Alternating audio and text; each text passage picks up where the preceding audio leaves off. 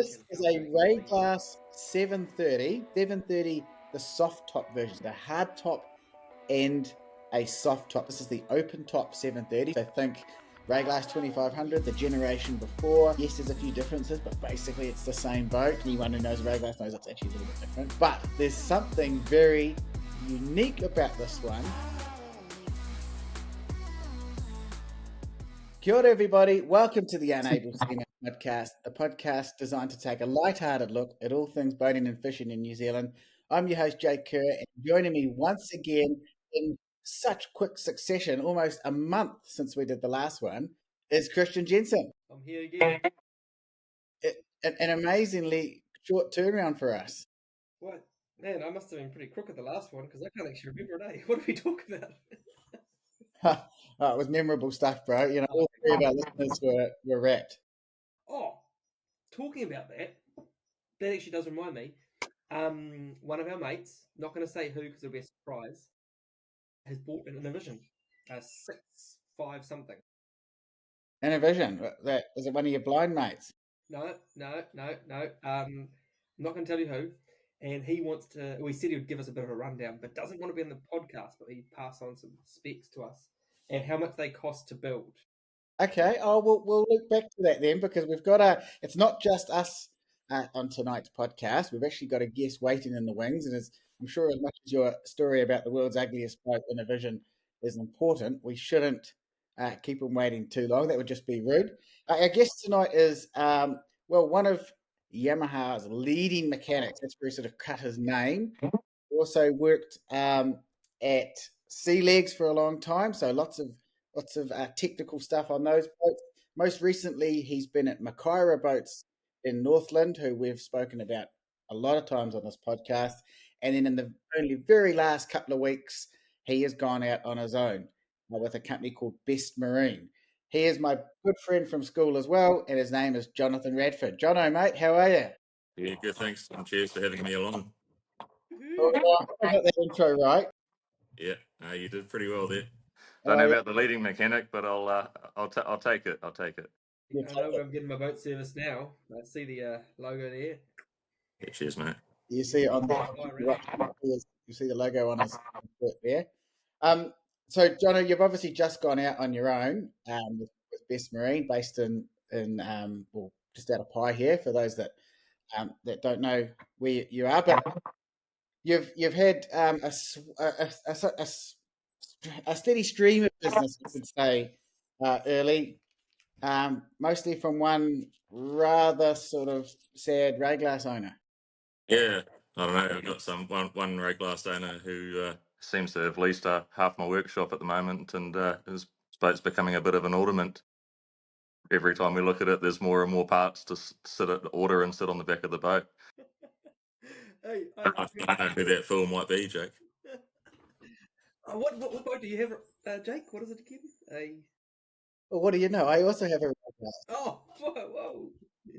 And what a coincidence that the Rayglass in question is in parts in Jono's workshop. Oh, what happened this time? But it's actually been. Jono will jump in here, but I'm gonna get my defense in first. Of course. For the first time in my life, I've been proactive. There was some electrical issues, so the battery things, bits and pieces. The battery switches were all no good. There was wires. I was having starting issues. So I said to Jono, get it in, get the battery switches. He did a fantastic job. All the wiring, getting it pumping again. That was the start. Would you like to jump in here, Jono, with a comment? Yeah, and that was earlier on in this year. I think it was February when I did a whole battery work and starter motor and serviced the boat for you, and you guys had a great summer. And then what month are we now? Well, it's November now. Oh, yeah, okay. Yeah. So it's quite a while ago that we did all that started the work, but yeah. But most of the problems have gone to the other end of the motor now, and it's on the stern leg, isn't it? Yes. Then fast forward. So the electrical side of things is brilliant. John has done a fantastic job, and I stress a lot of that was preventative as opposed to fixing up. There was a couple of wires that were pretty shitty. You know, you expect that with a boat. Then the problem started. We went out one day, Becky and I, and the sound, Christian, have you driven a tractor before? And you know, like the PTO, when you engage the PTO, Yeah. there's sort of like a whine or a rumble, like the sort of thing that a sound of something rubbing and working like a short. Mm-hmm. Yeah, Christian, you're nodding, which is no good on a podcast, but yes. I said mm-hmm.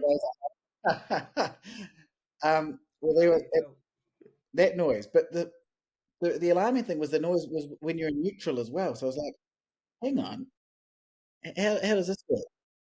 So anyway, insert Gemini AI. Can I just butt in here? Jake actually was out on the water and sent me a video of this noise, and all I could hear was the engine running normally because the noise just didn't come through on the audio, and which is kind of funny because Jake was the one having audio issues before this podcast. Yeah, everywhere I go, I seem to have an issue at the moment.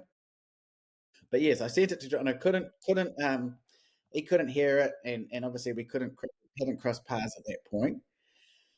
And then so I jumped on Gemini AI. I used AI for this. Look how cutting edge I am, Christian. I typed in Mercruiser funny noise, and wow, shit! Did I get a? Did I, oh, did I I was picturing. I was picturing. Very normal. Carry on. Enjoy your boating. Yeah, you're fucked basically. So I found anyway. I found this. I got the cell phone down in the engine bay, and there was my noise. There was my noise. What, the cell phone? No, the this video on YouTube. This guy had the same issue, and he recorded it, and there was my noise. And what it turned out to be was a thing called a gimbal bearing, which is deep in the engine. It's a bearing that I don't know what. Jono will comment on it later, but there's another little chapter to this because the gimbal bearing only fails when there's water in there. Oh, So Christian, I know what you're thinking on the edge of your seat, mate. How does water get in there? Well, the same reason the bilge was also full of water and the boat was slowly sinking. The gimbal bearing sorry, the bellows. oh For shit. those that don't know stern drives, it's sort of it's where the exhaust and everything. It's sort of Yeah, there's a couple of bellows, but it's just where all the drive shaft and exhaust and stuff come through, and they're flexible so that they move with the stern leg there. Because they're like rubber, aren't they? Like Yeah, rubber. yeah. so it's somewhere there was a tear. I don't know. Maybe Jono can comment on where the tear or any he found. So yeah, long story short, there was salt water got in there and just fucked it. And like, how much water? Like, how? Because those engines sit quite low. So like, how far up the block were you? Well, I didn't notice the water when we were out there. It wasn't until I got back to the boat ramp and let the bung out, and always a bit of water comes out. And then I went around and put the tie down strap and put the aerials down and came back around and water's still pissing out. And I'm thinking, because I had a shower on board. We got a little freshwater shower, and so I thought a bit of water would have gone there. So I went, got my phone, got my wallet. Water's still pissing out of the bung. I was like, oh, Jesus. Looking down at the bloody Waitangi River thinking, shit, is there anything left in there? And that's when I think it dawned on me that, I think I know what's happening here. We were 20 minutes away from being the ending of Titanic. You got insurance, though. It's all good. You both. That's right. Yeah. Anyway, John, that's my take on it. Can you give us a quick rundown on the mechanics side of things? Yeah. Well, I mean, you hadn't really used the boat much over winter time, and you'd stored the stern leg up on a trailering position, which has put a lot of stress on the bellows. And potentially that time that you've gone out and used it, the bellows have been a little bit fatigued. They were probably getting to the time that you wanted to replace them anyway. And yeah, just split one of the bellows on the drive shaft and let the water in. So Like, what you can do to anyone. It's very common. No user error. nah, I mean, it could have, like you say, it could have happened to anyone. It's just an unfortunate series of events, and it was really lucky that you, as a boat owner and someone who knows your boat, actually listens to how the engine runs and caught that noise. Because, I mean, yeah, the fact that you had a lot of water in the bilge is a telltale, but some people are quite oblivious to the mechanical things that go on in their boats, and then they wait until the whole thing's actually toast. Or Yeah. you go, I need a bigger bilge pump. Well, speaking of oblivious to most things going on, or most things with the boat, Christian, what have you been up to, mate? I'm drinking a rum, bro. It's all good.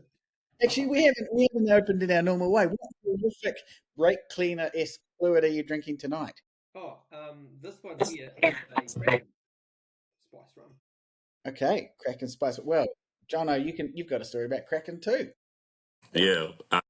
It would have been probably about 5 years ago now. Oh, There was a Ramco, an old 1999 Ramco Sportsfisher 650 yeah. that came up for sale, and it was a total wreck. Oh, It was just uh, the whole thing needed a full rebuild right from the trailer up. oh god.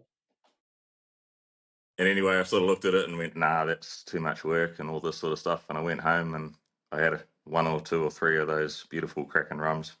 And I was just looking at the photos of the boat and I kind of went and started drawing pictures drawing all over the pictures to see what I could do to this thing. And literally rang them up that night while I was probably a little bit not ready to make a decision and told them I'd buy it. So yeah, I ended up buying this old broken boat, and I thought, well, what better name to call it than Kraken, because I was half cut on the bottle when I bought it. So Yeah, mean. it was my pride and joy. I spent a good 6 months of every weekend and every night after work fixing this thing, and yeah, had an absolute ball on it. So Please send some photos on our chat. I want to see this beast. yeah, I'll bring them up here. Yeah, Yeah, please. and we'll put them on our Instagram at Unable Seaman, and obviously on the YouTube thing here. Now that story perfectly links to what we want to talk about tonight, which Mm. is boats that need love and to bring them back. So this month's episode had a real focus on new boats and the high prices. We talked about the new Ray Glass. I mean, just ridiculous money, and not just singling them out. They're all like that at the moment. And we talked a lot about those really good second boats that are around. You know, there's lots of really good, particularly given the economy. There's some really good deals there.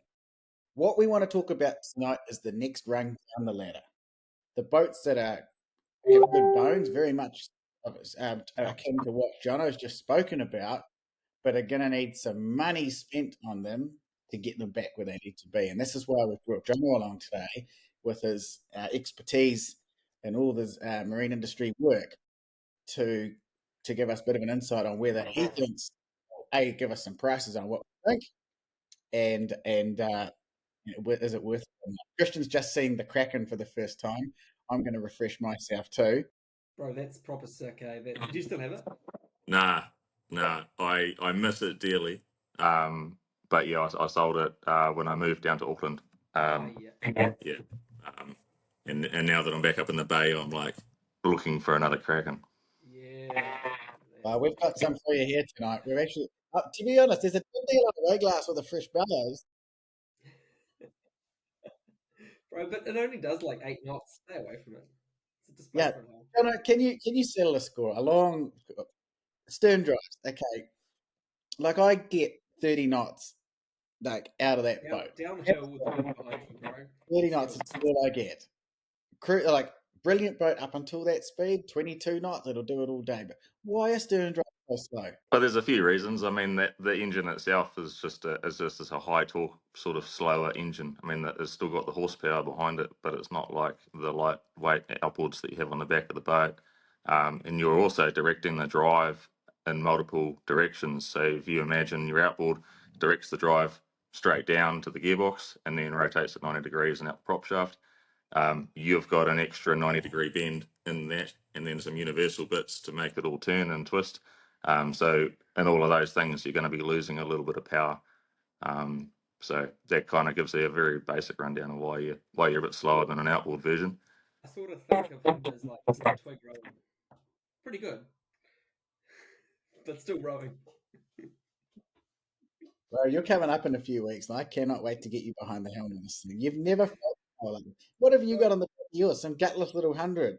Bro, like, yeah, it's a gutless, it's a carbureted Yamaha F100, but it does 38 knots and starts chiding water, and it's still got heaps to go. But why do you want to be chain walking? I'm just saying, that's me maxed out in terms of It's my like saying comfort. the best thing about my girlfriend is after sex she throws all my furniture out the window. I That's do not. 8 miles more than you, and it's like still cruising. It's It's not about how fast you go; it's how often you go. That's Yeah. better. That's better. And he does smoke me.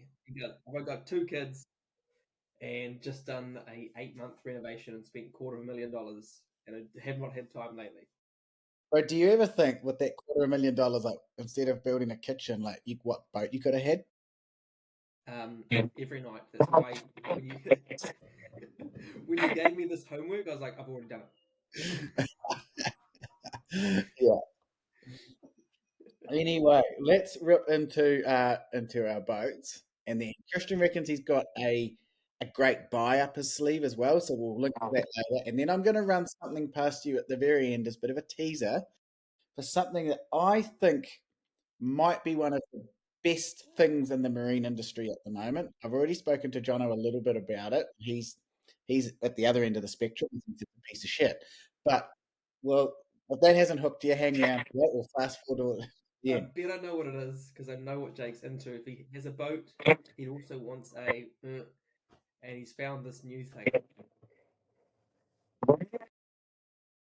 Yeah. I don't know what I'll do. Unplug. Yeah, I think you're a bit better now. Okay, so as we said at the top of the show, boats, oh, boats who need a bit of love to get back. So we've all got a couple up our sleeve. Who wants to start? Shall we let our guest start, Christian? Yeah. All right, guys. I'll just send you the link through. Oh, beautiful. I'm excited.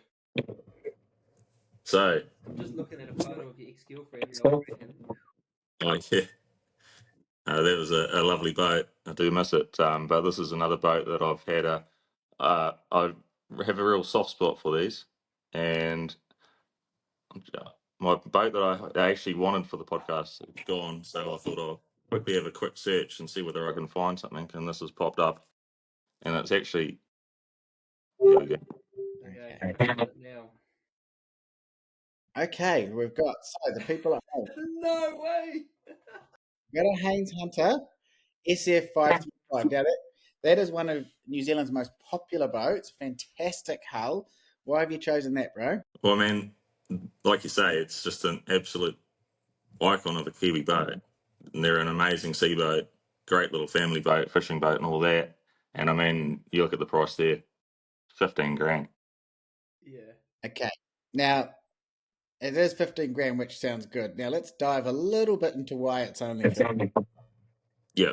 Hey, it's got an old two-stroke on it. Yeah, but it's a Mercury 140, isn't it? Yeah. Mint. Yeah. It's got a bit of duct tape on the Yeah. upholstery. Hey, it's rough around the edges. But 15 grand for an SF535. I know. It's kind of went. I mean, is this real? I thought it was just one of those, auctions, reserved not met. But that's their asking price for it. I would jump on that. You could spend So $1,000 in upholstery, and that'll be tidy. yeah, well, this is exactly this is what we need to discuss. So to get it back to a workable thing, so you reckon $1,000? For me, that's too light. Yeah, that's too light. Yeah. I think $1,000 for upholstery, you're just going to go get a sheet from Briscoe's on sale and just wrap it over the tops. I mean, realistically, you're probably going to be like at least 3 grand on upholstery, and then more depending on how plush you want to make it. Yeah. Okay, the trailer looks legit. Yeah, the trailer looks legit. The engine's just had a service apparently. I've got an invoice there. Oh, from September this year. So the engine's just been serviced. It's got reasonable compression, and they've done done a bit of work on it. So that's good.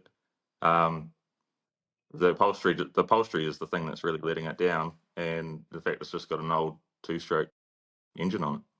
Come on, man. Don't say you don't. So tell us a little bit about that. Keeping in mind that most of our listeners are probably just boating enthusiasts, but in terms of those old Mercury 140 two strokes, are they all right? Are they an accident waiting to happen? Hey, any boat that's not serviced well is an accident waiting to happen. So I mean, it really comes down to how well the thing's been looked after, and like you won't know until you go and check it out whether it's a good engine or not. But the other thing that you think about with an older engine like that is that they'll drink fuel and oil like it's going out of fashion. So it really depends on sort of what sort of boating you're going to be wanting to do. But I service quite a few of these up here for guys that just go out into the bay for a fish. You know, they're not using the boat every single weekend for 10 hours a day. They're just going out into the middle ground and out to, you know, they might occasionally go out a bit further than a puka puka. And they're perfectly good engines for that, you know. Okay, so I'll jump back. So at 15 grand, a good one of those goes for what? 30, 35. Yeah, I was thinking 30. Yeah. Well, there's. I think if you just do a quick search for a Haynes Hunter SF535, there's 35 grand boats there on Trade Me. Okay. Yeah. So what would There's a newer one there for 2018 for 57. So yeah, it kind of gives you a bit of an idea of what they're worth as a newer boat. So let's pretend I wanted to buy that and use it quite a lot. But I'm going to have to get rid of that engine. What do you think it's going to cost to put? Obviously, not a brand new engine, but like what would you do there? Well, I mean, I'd put a brand new engine on it because you know, I'm in the industry and I like having a new engine on the back of the boat. I enjoy fishing offshore and stuff like that, so I want that peace of mind and reliability. Look, I think that's probably got a little bit too much horsepower. The guy's probably been skiing behind it, been down close to some lakes. So yeah, I'd put a 115 4-stroke engine on it. You'd be looking at 25 grand, maybe roughly, for a new engine installed. So you're what? 25 plus 15. Christian, what's the maths on that, mate? Bro, you're into maths teacher? So you're a little bit overcapitalized if you went new, aren't you? If you went new, yeah. But then if you wanted to hang on to the boat, yeah. I mean, because let's face it, one thing, we've talked about this on the podcast. One thing with Haynes Hunters, you can buy one from a million years ago, or you can buy one that came off the factory yesterday, and they're pretty much the same boat. Yeah. So what about, can I jump in here? Yeah. What about putting on like a 300 to 400, maybe even 500 hour 2010 like 4-stroke 115 or 130 or whatever? Because you see a lot of those coming up in the marketplace and Trade Me. Yeah. Support that, Christian. Good idea. What have you seen them coming up for, Christian? Oh, anywhere from like 7 to 15. Yeah. And so then it what? just depends. There's 21. been a few Suzuki's, even the earlier Johnsons that are actually a Suzuki. Yeah. And they're cheap. Like I see them coming up for about, oh gosh, the last one I saw was 6.5, and I thought, how bad's that? Yeah. I think that's a bloody good shout, bro. 15 grand, you probably knock a few off if you're a good negotiator. Yeah. And I think a good boat. I should think it's a good boat to make some money on too. Yeah. Well, I saw that and I went, oh, I wish I had 15 grand right now. I'd just drive down and pick it up. Man, good man. I do have a bit of a soft spot for that. So yeah. Well, bro, maybe we can talk off air about doing something there. You've got my spidey senses all tingling too. I'm always looking for ways to make money. Well, I'm glad that it's tickled your fancy there, Jake. So yeah. Well, I mean, that hull's brilliant. There's nothing wrong with those hulls. The trailer's good. The engine works. Like, I think that's exactly what we're talking about here. Eh? Like a new one of those is probably 100 grand these days. Yeah. Brand new. And a good one's 30, 35 for a second hand. It's exactly what we're doing. It's an old shitter that's a bit rough around the edges. What could you do to bring it back? And I think you've nailed the brief there, mate. Yeah, cheers, guys. Christian, what delight have you got for us? Well, when I saw Jono's, I just had to laugh because I was like literally eyeing that boat up. But I went for this one. Oh, did you have the same one? I didn't. Yeah. I was going to, but I chose this one, which is exactly the same model, Haynes Hunter SF535. But It's red, so it goes a bit faster. It's 18.5 grand is the asking price. So I thought I could probably negotiate it down to 3.5, maybe. So you reckon you could get that for 15? I'm not 100% sure. So let's just call it 18 right now. I could probably get it for 18. Yeah. I've had one of those Jemmy, I don't know what, 40 on my old 6 meter fiberglass thing that you picked up for me, Yeah. and we were getting between 1.6 and 1.8 kilometers per liter, which is pretty good. Shit, that's really good. Hey, John, just throw a bit of admin. Jump in. Is your thing making a noise or something? It's just that it's cutting someone. Sorry. My thing. Yeah, because you're so a bit of it behind the show. When you talk, you've got a purple box around you. So I've got a purple box. Your purple box keeps flashing randomly. Right, I'm sorry. No, you're good. What I'll do is I'll just turn my mic off while you guys are talking, and then that. There we go. We've lost Oh, Jono, yeah. and then we just say, Jono, come in. Yeah, there we go. Jono, come in. I'm here. Yeah, okay, cool. Cool. Because what it does is it cuts the other person out. And I thought it was Christian's shitty mic, but then I noticed that. Anyway, sorry everyone at home. There's a little bit of behind the scenes admin. This is the sort of shit show we're running here. Now, so you've picked the same boat. So for $3,000 more, does all of a sudden now Jono's one not such a good buy? Do we have an argument on our hands here? Well, no, because Jono's is like $3,000's a lot of money for some people, right? And so if they want to buy a boat and come into the market, they could buy Jono's, and for the next year, 2 years, have only spent 15 grand and go boating straight away. No issues, right? The only reason why I chose this one here was because it's got a motor that I'm familiar with, and like I've cleaned the carbs on them, I've worked on them. They're real basic. They're literally carbureted with cables and shit connecting everything. Johnny will probably attest to these here. They can rust out the exhaust manifold after a while, about 700 hours. Is that about right? Yeah, that's about right.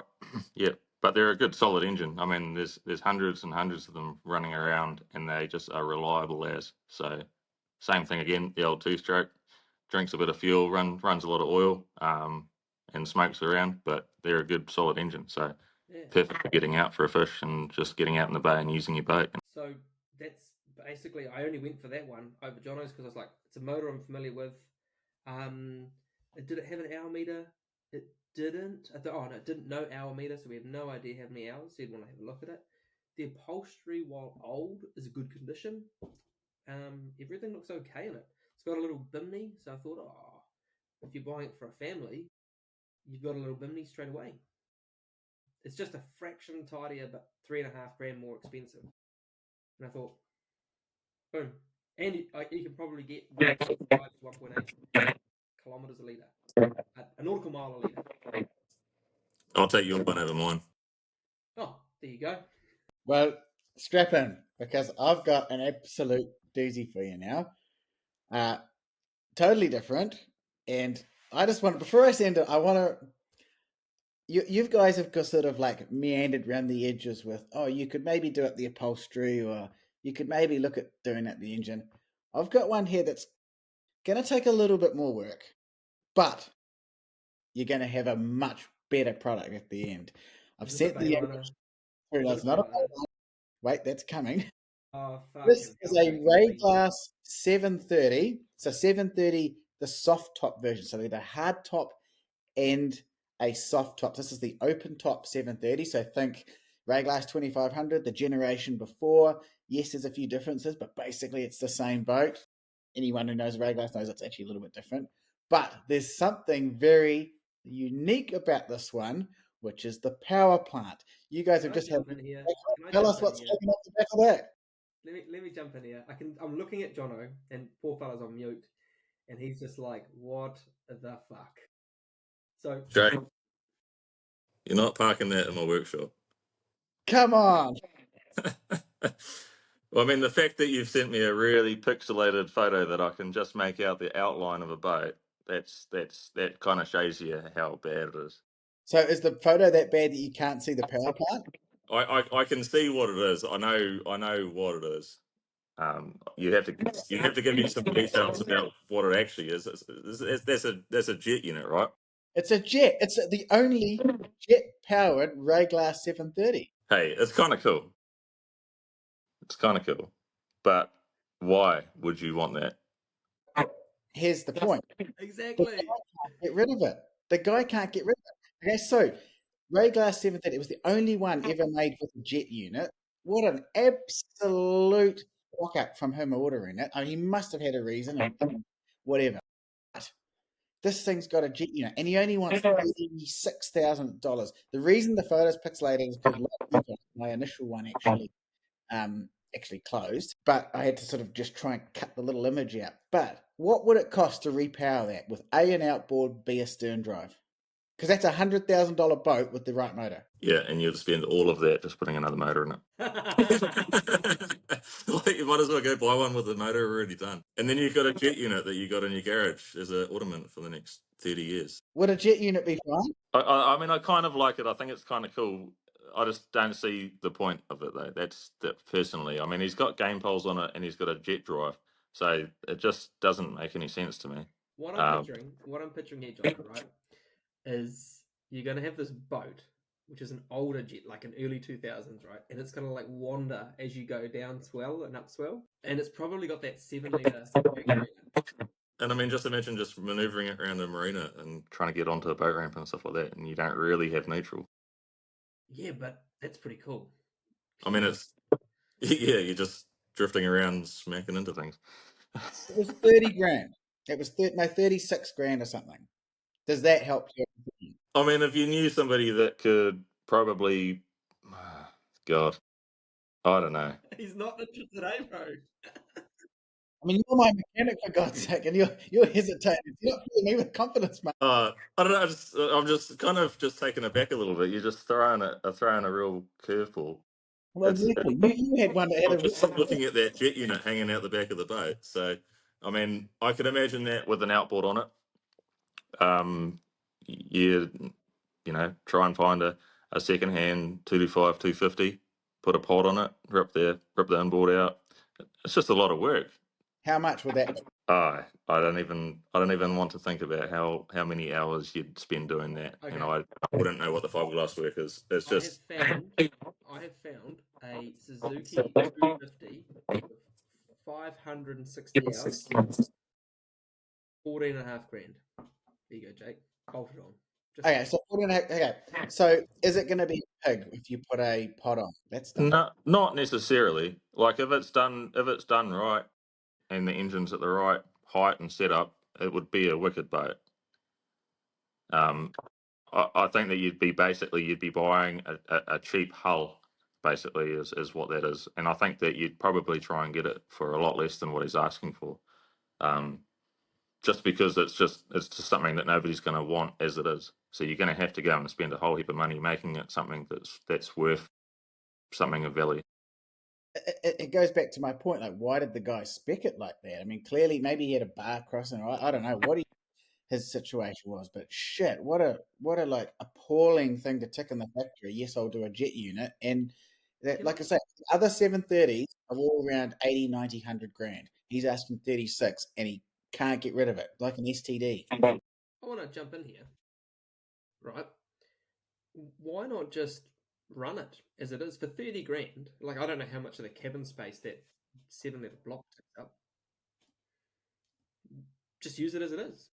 Yeah. What sort of fuel? Like, what do we need to know about jets? I don't know, man. My experience of jets has just really been in jet skis and personal watercraft. So, you know, like high horsepower, go fast, kind of a little bit of a dog to maneuver around at slow speeds. Great for getting up estuaries and stuff like that. But on a Rayglass like that, you're not going to be doing that, right? So, yeah, it's kind of a very much an old one. Christian, you're intrigued. I can tell you get that look in your eye, but you're thinking of buying this. I like it. I like it just as much as that one. Sorry, Jono might put you on mute for a second. Yeah, sorry. I like it just as much as that one that we saw, that 730 that had the twin HPDI 225s in the back. Yeah, that was the 850. I tried to find that for the 850. song. Yeah. That was an 850 that had two 150 Yamaha No, HPDIs. they were bigger. They were bigger than. They were big. With a little spoiler. Oh, two bangers. Performante. Yeah. And a lot of people repower those with single outboards. Disapproving thing from you, Christian. You muted. Just was impressed. Yeah. Yeah, hey, look, for 30 grand, it's a cheap boat, and you'll get out and you'd enjoy it, and you'd be out in the bay swimming and fishing and enjoying your boat. But then you'll struggle to move it on when you go and upgrade. Yeah, that's the problem, mate. You're 30 grand in, and you're gonna have to give it away. Yeah, 100%. Anyway, oh, you can see the standard now. Sorry, bro. We'll get you to mute that mic. That is a part of that. I think it is your mic. Something's up with your mic. It's just Don't blame him, bro. that's what it'll be, bro. That's exactly what it'll be. It's the same Yeah. with a car thing. It picks up. Okay, so you're in fact now leave your mic on after telling you to turn it off. Leave your mic on because it's your turn again. It's my turn again. Oh, you're going to go back to Christian because I'll have to go and pull my other one up. Okay, well check your mute on your thing on mute. I can't even say my words now. This bloody red wine. 144 islands, by the way. It's good. Dave Island, this is good stuff. Jacob Drongle, friend of ours from school. Bloody good red, this. Is that what you're going to give me a drip of that there when I turn up? Absolutely, we are. We've got lots of it here when you turn up, bro. Me. Can't wait to have you up here. Now, what's your next one? Oh, okay. I'm quite excited about this. Okay, so they are a boat that used to be made a wee while ago, and they've just been re-released again. And so I thought, if you got one that was older, and you basically just re-released them and whacked a new motor on them, what's the cost difference? So a brand new Challenger 720 hardtop is 180 grand, right? Yeah. 180 grand. I did see quite a tired one going without an outboard, so selling without an outboard for 30. But I chose this one because it had an outboard on it. Jono's gonna hate me because it's got a 250 horsepower Mercury Verado on the back with 650 hours. Yeah, he's shaking his head. He's well. It would mean if I bought it, we would be friends for a long time. Yeah, he'd be able to buy. Rent out the other half of my workshop along with Jake, and I'll be fully employed by you too. Okay, Hey. I've got a couple of things to say before I respond. How much is it? It's 75 grand, 74,500. Flip the table. I'm buying it now. Okay, there's some problems. First of all, the hardtop. Yeah. What? The hardtop looks homemade. Yes. Second of all. Okay. How many problems have you got? Like, is it just 3 or is it like a page? Well, there's a few, and this next one is not. I'm not just going to pick on this boat here. If you've got a rocket launcher in the back of your hardtop, why do you then have a shade extension, which means you can't get your rods out? Okay, Jake, you know the answer to this. This here is a lawn ornament. Its name is going to be Power, so it'll be stuck to the driveway, but it'll look good. More rod holders equals better looks. Better look. Yeah, fair enough. That's my take on it. Jono, what do you think of those Verados? Yeah, you're still on mute. Mute, bro. Come back to me. First, we keep hearing. There we go. It's all right. It's that wind up here, and a couple of these beers from the clouds.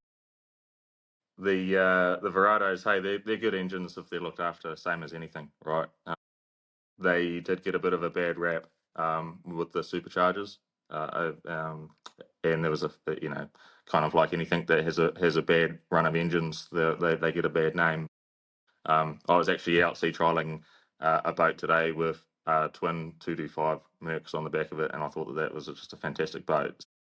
Hey, I'd have a Mercury Verado on the back of my boat. So I was shaking my head at you before, Christian, because I actually quite like these boats. Yes, vindicated, motherfucker, Jake. Why, Jonathan? Tell me why. I don't know about why you think that hardtop looks so homemade. Hey, I think it's a bit square, yes, but it's practical, you know. A bit square. It looks like a kid's playpen on a hull. I like this guy, Jake. Can we? I'm going to start a podcast of him, and you can fuck off. Yeah, yeah. You can put dogs are us. Hey, I think it's a great boat. Okay, but is it buying at 75 grand? Hey, it's a lot of boat for 75 grand. You could do. Photos. Go through the photos and look how nice it is. Now I'm just scrolling through them, going, oh, I do like these boats. Yeah. For those at home, just to jump in, all these photos will be on YouTube if you watch the podcast on YouTube or on our Instagram at Unable Seaman. Of course, YouTube. I just want a bit of a shout out, listener. YouTube people, you guys are smashing it, mate. So YouTube people, fantastic. Okay, Jono. So Hey, it's a lot of boats. It's got a lot of stuff in it too. It's got a bit of fruit. It's got a kilowatt transducer. It's got a relatively new Garmin sounder, VHF radio, Bluetooth radio. look at what you've done. Look at Christian guffawing like some sort of special person. A little bit of a boat connoisseur he is here. He's just picked 2 boats I'd buy myself. So Boat yeah, connoisseur, Christian Jetson.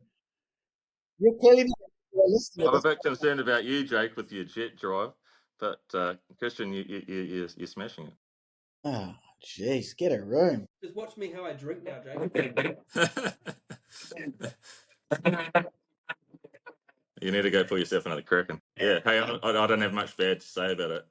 Okay, I mean, I think that at the top of the hardtop, the roof of the hardtop, I think there could be some improvements made to the aesthetics, but all in all, like yeah, I've worked on a few of these boats, and they're a well built boat. And did you say that they're back in business, Christian?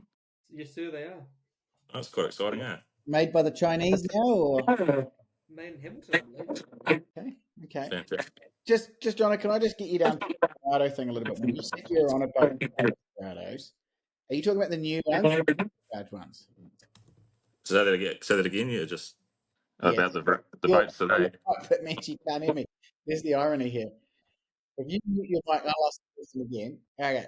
The question was with the Verados, there was the supercharged ones, which were a 2.6 liter engine supercharged to the nuts, and they were getting anywhere from 200 up to about 400 horsepower at one point. Now they've switched to a 4.6 liter V8. You'll probably correct me on that, which have gone for displacement, no supercharger. I like my gut feeling is the newer engine's better, but can you just tell us a little bit more on that sort of side of things? Yeah, no worries at all. Like absolutely, those new engines are an amazing engines. And a few weeks ago, I went out on a boat with twin V10s on, and that thing just was a rocket. You can imagine the sound of that thing just cruising around. It had the little sports mode on the exhaust and everything. It was quite cool. They're just so smooth and reliable and powerful, and quiet for what they are. So yeah, the older Verados, not super keen on them. I sort of just keep them running until they go bang. They kind of had that sort of name behind them. Like you say, they're supercharged up to the nuts to get a lot of horsepower out of a relatively small block. Great engines all in all, and cool technology, but just a little bit missed the mark for how we use boats here in New Zealand. But yeah, those new engines are just very, very nice. If you had one of those older Verados, what would you do to look after it? Just regular servicing, really. That's the biggest thing. Good oil, good fuel, good battery. They're quite battery hungry. They need a lot of power just to keep everything happy. And also just been nice to it. You know, just don't get off the boat ramp and have the thing full send about 50 meters from the 5 knot zone. You know, just let the thing warm up. Just use it like you love it. But use it as well. Don't just sit there and cruise around at 3,000 RPM all day long and then go home and wonder why it blew up when you took it to 3.5 one day. Is that true for all engines, or do you think? Yeah, hey, everything just likes to be used. You know, like I've been cruising around in my truck just this last few weeks, just setting up this workshop, and then I went for a good big run down to Hamilton the other weekend and came back, and just the difference in the truck after that was just great. You know, I'm just towing a big load and working the engine pretty hard, and it just loved it. So everything likes to be used like that. Christian, Any comment from you, mate? This is actually really nice having someone who knows about boats here, not someone who picks random ugly boats and then tries to justify them. I'm just, you're only as good as your last win, and I feel like I've really done myself this time, so I'm actually quite happy to sit here quiet for once. Oh, well, you're only good as your last one. Well, what's your next one? You just told me I only needed 2 boats. Oh, sorry, it's we my haven't turn. seen It's it. the next one. What's the next one?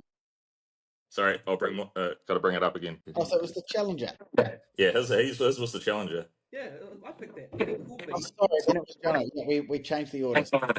Yeah, great. And I'm the connoisseur. You're the idiot. You're something that starts with C. There we go. Right. What have we got this time? Ooh, yes. Yes. boy. Yes, Yes. I like these. Yes. Lasercraft 560, another iconic Kiwi boat. The divers and sparrows love them. Great riding hull. Are they Really good. fiberglass on top and Yeah. So they got a fiberglass cabin on them, and an aluminium hull. This little boat's called Crumble Bum, and it's got a Mariner, which is a Mercury 90 horsepower 2-stroke on it, which is a very reliable engine. And we're sitting there at 22.5 grand on the trailer, ready to rock. So again, that sort of sub 30 grand boat, you're out fishing, enjoying life, Well, it's kind of one of those annoying things. The owner of this boat who's trying to sell it has just taken a photo of a boat full of leaves, so he hasn't actually given it a very good sort of presence to sell it. But they're a pretty basic boat, right? They're an aluminium hull with a checker plate floor. Nothing sort of plush or comfortable about it, but they're just a good workhorse. And there's a small cuddy cabin up the front, but they don't have any bunks or sort of seating area. It's just more a storage area. So chuck a beanbag up there if you want to have a little snooze or a lie down. But yeah, sort of quite a basic 5.6 metre, so just a tad over 5.5 metre long. what's a good one of those worth? A good one of those. I mean, Lasercraft are still building boats, and they do like a 6 metre dive master, which is a bigger version of this, obviously, but they go for like 100 grand all rigged up. So Jeepers. yeah, that's new. That's for that. And That's that 30 grand's a lot of boat for 30 grand then. If that's that is a lot of money. Well, that's 22.5. That's 7.5 less than 30. Shit, sorry, I thought you said 30 and I see the price there. 30, even comes with a spare wheel there in that photo. It's looks pretty good. And I correct myself there. It does have a little sort of bunk area there, but it certainly wouldn't be long enough to lie down in. Oh, Jake sent another one through. Okay. What is he So I had to, trying to keep it succinct. So that is a good boat. I agree with you that the photos when we get it down. And I think there's a real anyone selling their boat is the photos need to look good because you're right. It is a few leaves and it just looks untidy, but there's a good boat underneath that. So not bad when you consider the new price of one of those. Right, my turn. Christian, you wanted a bayliner, and I've given you a bayliner. I am enjoying every single boat that has been put up today. I just want to say this is the first time I have thoroughly enjoyed every single boat, and I would happily own each one of them for a season or longer. But no buts, and I really like what you've I was waiting for but not this one. No. I was really waiting for that but too. It just had that sort of, he was holding us on the edge of what he was about to say. I think he's just happy. I'm just happy. Okay. This is good. Before I say what the boat is, I'm going to give you some important numbers. If you wanted a walk around, any walk around, don't say the name of this boat. What would be the first boat that comes to mind? Jono, you know this because you've been looking at one. I can say that. Go. You can say it, Christian. Bill Fisher. Bill Fisher, exactly. Buccaneer Bill Fisher. If you want to walk around Buccaneer Bill Fisher, fiberglass, how much is a Buccaneer Bill Fisher? You Innovision 6-1, whatever it's called, 615 in the latest fishing magazine. Also walk around. Yeah, and hideously expensive. So, 350 grand. is a walk around that isn't a Buccaneer for $47,000 Bayliner Trophy Pro. Okay, now this is not some old knackered thing. This is a Taupo boat, 2005. Got a look at the hours here. 2005 Yamaha 150 outboard, which is like the Toyota of the ocean. That, I mean, it's mint. It doesn't need any money spent on it. But when you compare it to everything else, any other walk around boats, the Innovision you've just mentioned, the Buccaneer, it's the deal of the century. Trailers mint, boats fantastic, and it Bayliner build quality absolutely brilliant. Don't start saying it's good. So how long is it? Is it a 6 meter? What is the overall length on this one? Yeah, I mean it's probably 6 or 7 meters. I actually, yeah. Like my only comment would be it might be a little bit underdone with that four cylinder 150 ME, but otherwise, yeah, that I did think that. I wasn't going to admit that on camera, but yes, I think 150 is probably a little light on the horsepower. Those Bayliners are heavy, but it's tidy. okay, Jono, jump in, tear him to shreds, please, for me. Yeah, I'll be interested to know what engine this boat had on it originally. So I was just looking through the photos there, and if you roll through to the helm position, you note that there's a Mercury remote control. So it's been repowered with that Yamaha at some stage. And I would say that it had what we call a Yamamerc, which was a Mercury, which had a Yamaha underneath on it originally. They would have been around 200 horsepower roughly, maybe. Sorry, a Yamaha. Go. I've never heard that. So many years ago, in the early 2000s, Yamaha were charging ahead with their full-stroke technology, and Mercury needed some horsepower to fill their gaps, and they went and approached Yamaha, and they came up with some sort of deal. I don't know what the deal was, but basically Yamaha gave Mercury, or not gave them, they would have spent a lot of money doing it, but gave Mercury some engines, which was the basically blocks, and then Yamaha dressed them up. Mercury dressed them up with their cowlings and electronics and gearbox and stuff like that. So they were a Mercury, but they were really a Yamaha at the bones. So there's quite a few of them still rolling around. Great engines, obviously. You're getting best of both worlds there. Good gearboxes and good engines. So Isn't that a bit like asking your ex-girlfriend to tell you what you like in bed? a little bit, I think, but it also I think it would have helped along with the industry in terms of development of engines, So, like if you collaborate with some other guys to the point that you're not hurting yourself, you're gonna have to develop something to beat what you've already made. So, Bizarre. I never knew that. Mm. Yeah, I'll send you a link later on and show you some of the photos because there's quite a few of them still rolling around. Like you actually look at the cowling on some of the Mercury 225s and they're just like a Yamaha cowling. They're just black, and then they got the Mercury gearbox. So Are they any good? yeah, they're great engines. Hey, they're Yamaha underneath. So and those Mercury gearboxes are pretty robust. So they're generally pretty good. But they've obviously just left the for whatever reason, they could have ripped the engine off somehow, and they've left the remote in there. And who's ever done. I don't really like picking apart people's work, but if you scroll through to the next photo and you see the dashboard, it looks pretty rough. They've got some carbon fiber that they haven't even cut out with a square or a straight edge, and they've just screwed it to the dash. That's Christians, the mark of Christians work. I was just about to jump in and say that's exactly what Jake had on the Bayliner. I got him. Is it a Bayliner thing? Is it? Mate, who wants square and straight? The guys I work with will tell you exactly, like if something's just out of square or not cut straight, my eyes are peeled straight to it. I actually took my truck back to the WAF station the other day because they didn't put the sticker on quite square enough. Just particular about those sorts of things. But yeah, just that's a couple of notes there. Probably a little bit undercut with that 150, to be honest. Hey, it's a tidy looking boat apart from that dashboard area. So is it a win? Yeah, it's a. I wouldn't personally have it. It's not my cup of tea.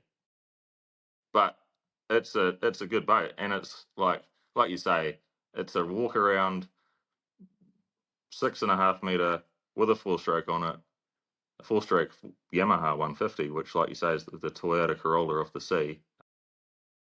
You're 48 grand. So yeah, you're a win. It's just not mine personally.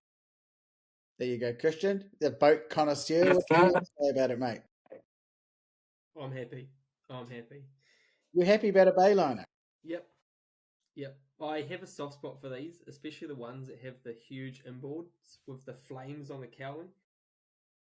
The big 6.3 or whatever they are. Yeah, boy. Absolute lemons. Do you know what they do? They make a whole lot of noise, burn a whole lot of fuel, and go nowhere. But you just made me happy. They made a whole lot of noise.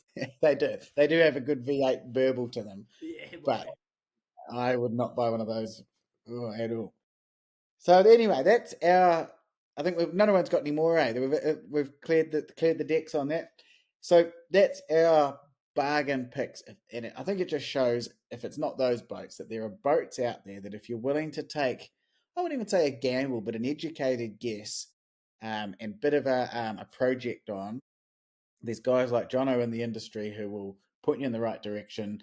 Either it's engine, trailers, even simple things like upholstery. As long as the guts of the boat are good, there are definitely some bargains out there that you could A, have a fantastic boat, and B, even potentially make some money on. I mean, those two Haynes Hunters, I will give you those at the start. Those are boats you could probably make a bit of coin on. Yeah. Sorry, you go, Jono. Yeah, no, you're all good. I'd like to say, yeah, if you are looking to buy a boat, second-hand boat, just take it into your local technician, get them to check it out. They'll look right into the engine and make sure that what you're buying is not a lemon. Because the last thing you want to do is go spend, 40 grand on that and then find that there's a hole in the exhaust or something like that, and you're going to be up for another 8. So, yeah, just go and get the thing checked out properly by a professional. Don't get your mate who knows a bit about a boat to go around and have a look at it, because just go and get it done properly. Christian, don't you point at the screen like, so Jono, I bought a boat, and oh, fuck, here we go. to Jake's credit, he's a legend. He went and drove to Auckland and picked it up for me from Hamilton, right? And the outboard started, sweet. So I bought it. It was only $5 grand, so it was pretty cheap. He legend then drove it down to Wellington to put it on the ferry for me, like absolute legend. And we had this fishing trip set up for Derville. The rest of the story is not so pleasant, but I had a mate once that looked at a boat for me, and it taught me a lot. What happened coming on that first trip? Oh yeah, so Jono, we went to Derville, and Jake was sitting down tying knots, looking down at the floor, and he's like, "That crack every time you go over a wave opens up and closes, and opens and closes."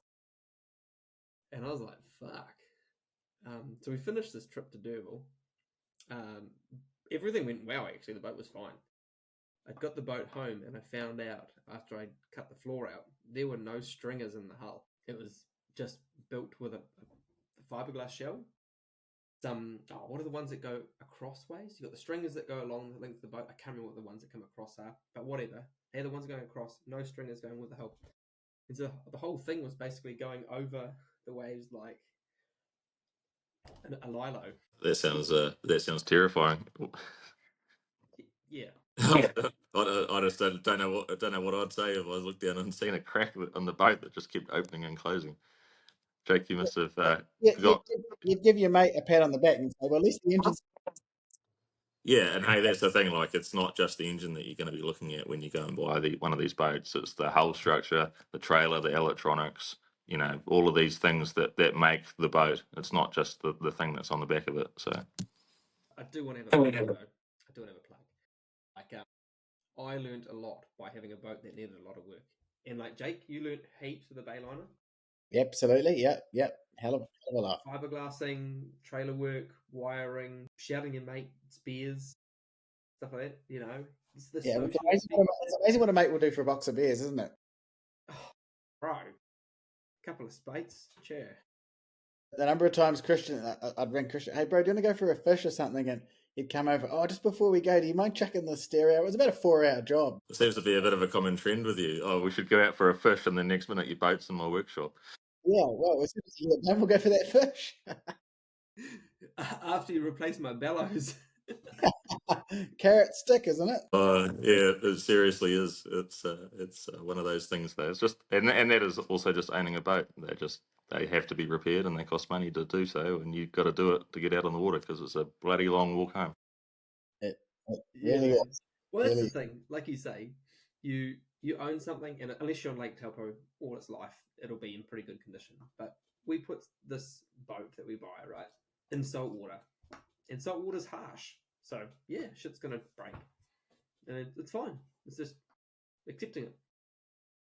I think you need to look at a boat like it's such a good point. Like I never resent a dollar I spend on my boat, and there's been some dollars spent on that boat. You know, obviously all the stuff we've talked about earlier, but you know, trailers and it all is worth it when you go out there and you anchor in a bay and you have a cold beer and a beautiful swim over the side and that whole thing about using the boat. We've talked about that a little bit tonight.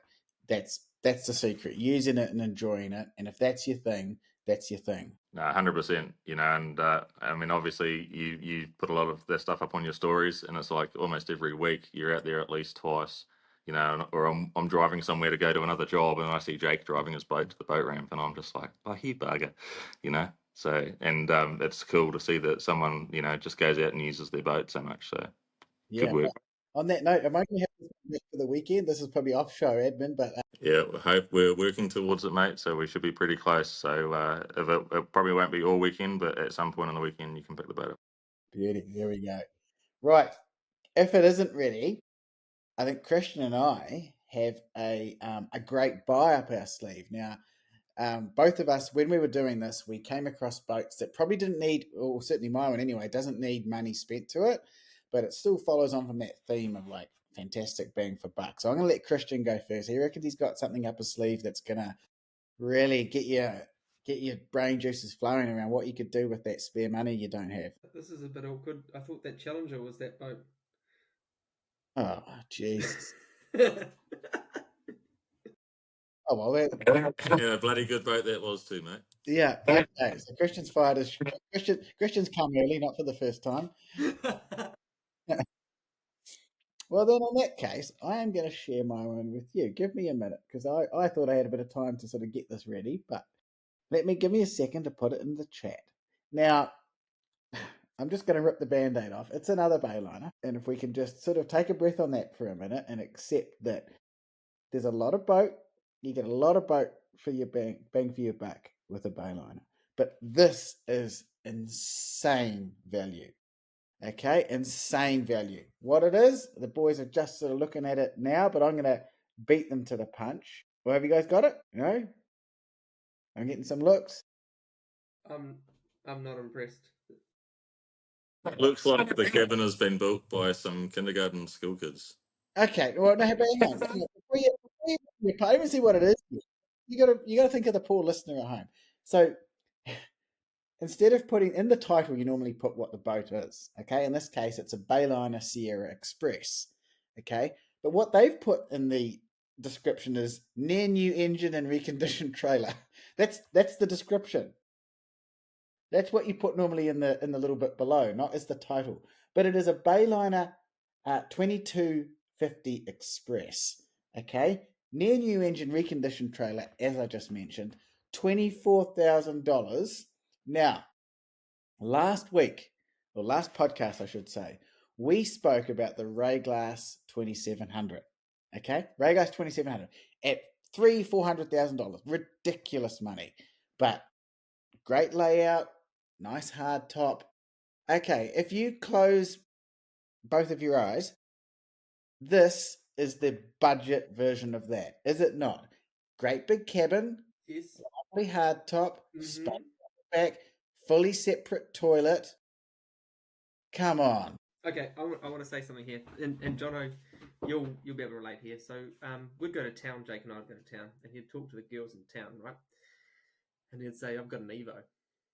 These girls don't know any better, and so he was sober driver these nights, and he'd pick us up, and he'd turn up in this Primera, the Primera, with the big gaunty wing and the gaunty pod filter and all that sort of shit.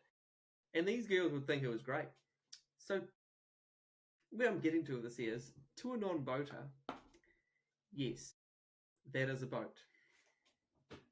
What about to a boating connoisseur, though, Christian Jensen? It's not Bayliner's best in terms of looks, but in features, it is crammed packed, Jake.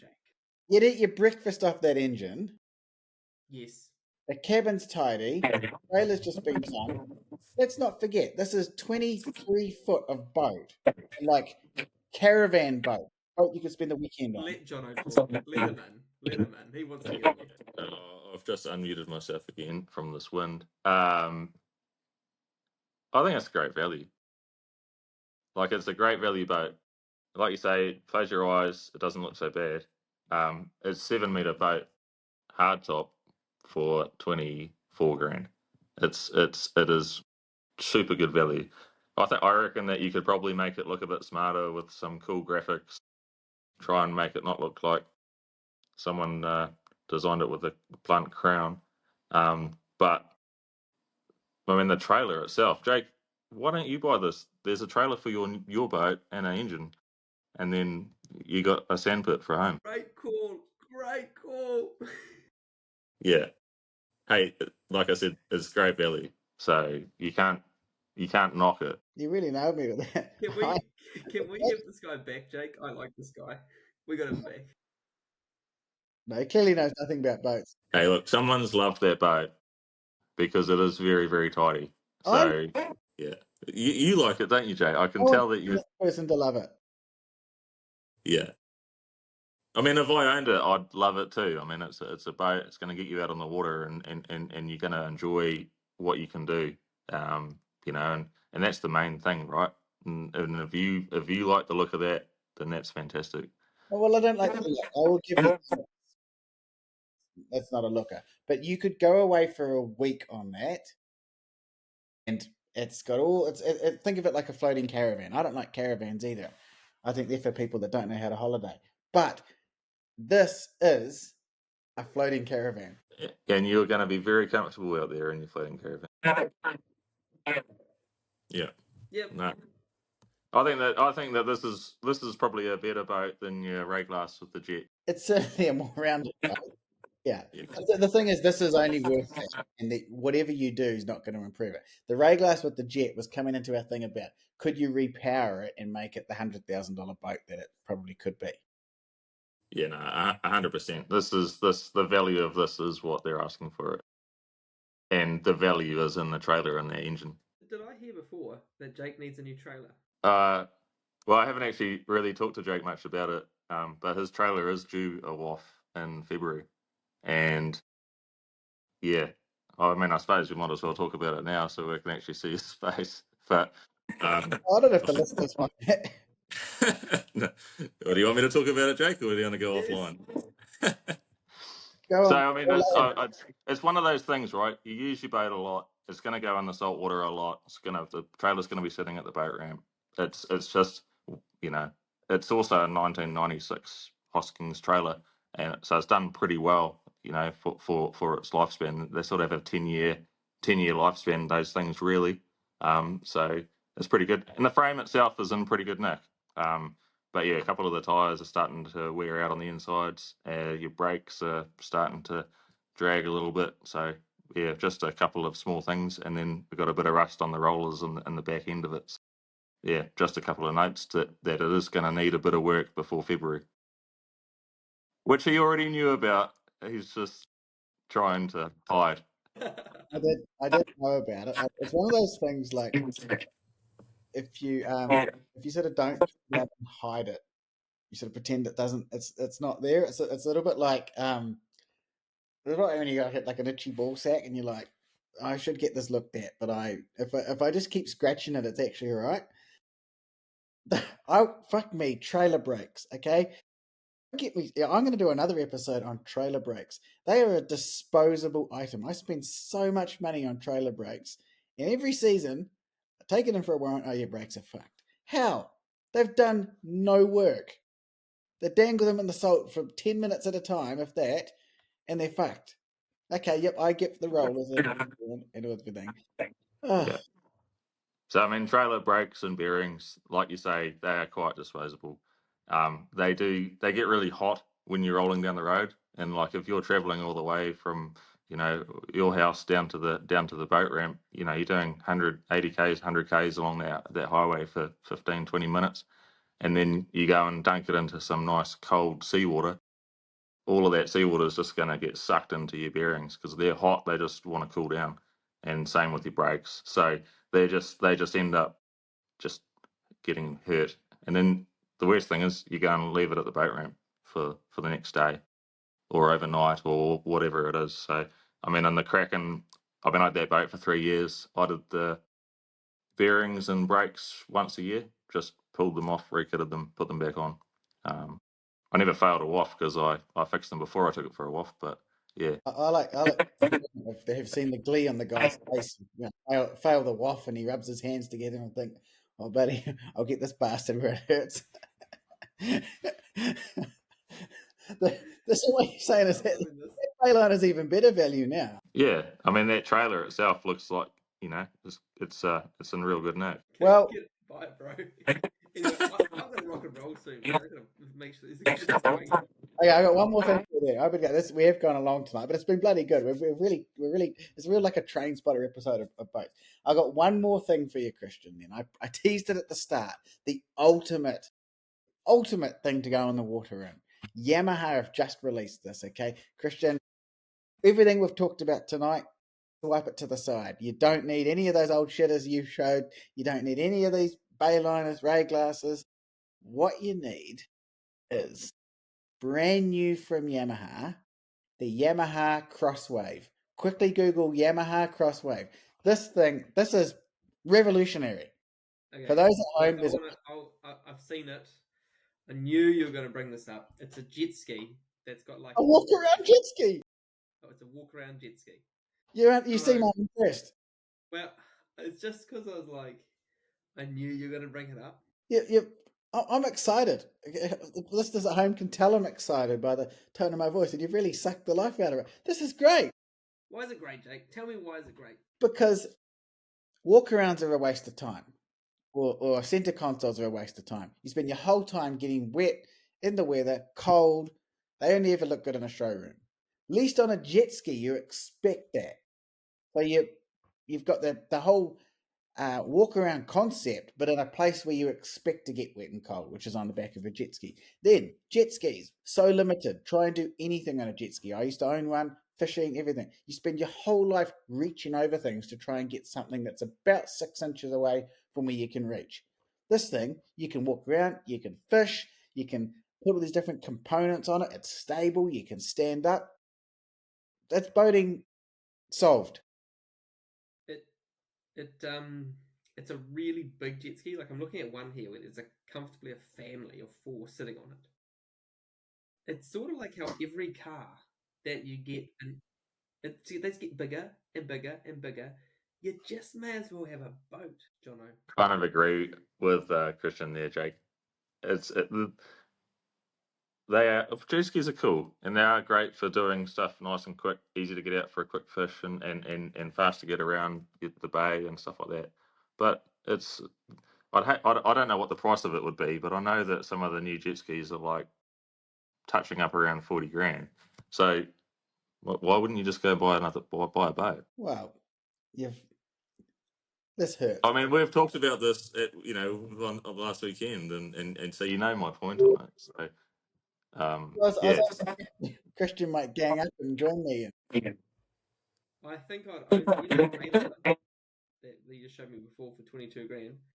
I think I'd have that and take the family out and stay dry and stay a week on the boat.